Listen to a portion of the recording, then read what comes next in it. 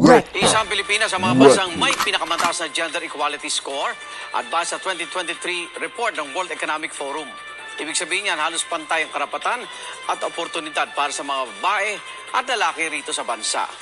Ramdam kaya yan ng lahat.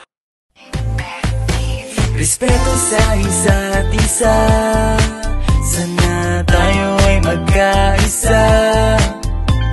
Ako, ikaw, sila, kahit tayo ay magkakaiba.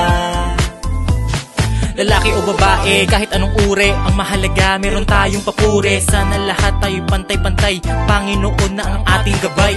Di kailangang itago ang tunay nating pagkatao.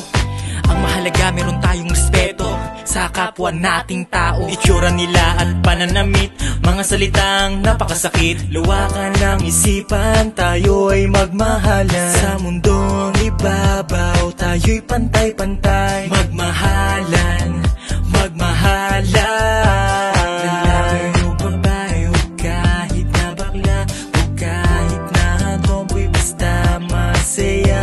Ano man ang kulay, basta masaya. Tayo ay magkaisa, yun ang pinakamahalaga. Respeto sa isa't isa, sana tayo ay magkaisa. Ako, ikaw, sila, kahit tayo ay magkakaiba. Respeto sa isa't isa, sana tayo ay magkaisa.